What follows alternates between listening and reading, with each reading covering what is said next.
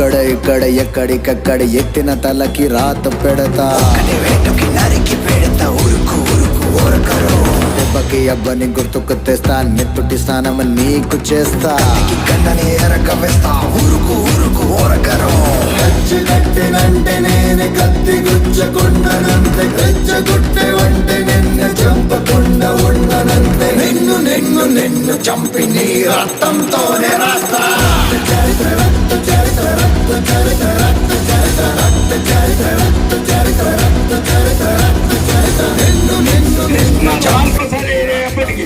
కాబట్టి నేను మాత్రమే వీళ్ళకి ఏమి చెప్పినా కూడా చేసేది లేదనేది నిశ్చయంతో ఆయన ప్రతి ఒక్కరికి నామాలు పెడుతున్నాడు. అటువంటి వ్యక్తిని మనం నమ్మి పొరపాటు పడ్డది మన తప్పు.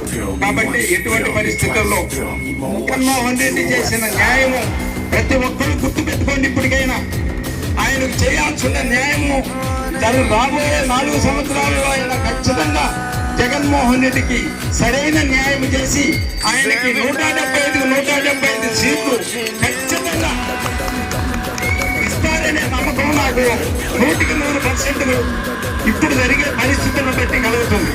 కాబట్టి ప్రతి ఒక్కరు కూడా మామకే మోసం చేసిన వ్యక్తి మనకి చూస్తాడు అనుకోవటంలో చాలా తప్పు. ఆ విధంగా ఎవరు కూడా ఊహించలేదు. బహుశా అందరికి తెలుసో లేదో పిల్లనిచ్చిన మామనే అన్యాయం చేశాడు.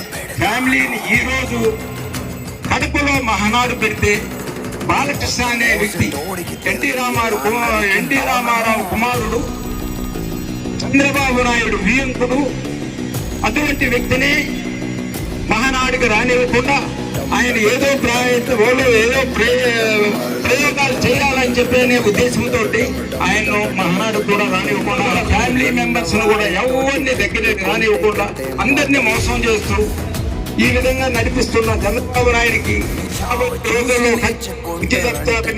తెలుసుకో కట్టినంటే నేను కత్తి గుచ్చకుండనంతే రెచ్చగొట్టే వంటే నిన్ను చంపకుండా ఉండనంతే నిన్ను నిన్ను నిన్ను చంపి నీ రక్తంతోనే రాస్తా చరిత్ర రక్త చరిత్ర రక్త చరిత్ర రక్త చరిత్ర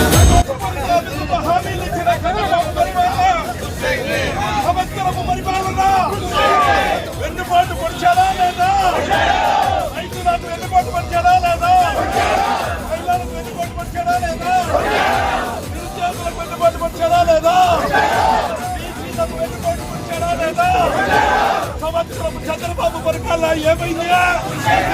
సంవత్సరం చంద్రబాబు పరిపాలన ఏమైంది? పరిపాలన ఏమైంది? ఏమైంది? ఏమైంది? గట్టిగా ఏమైంది?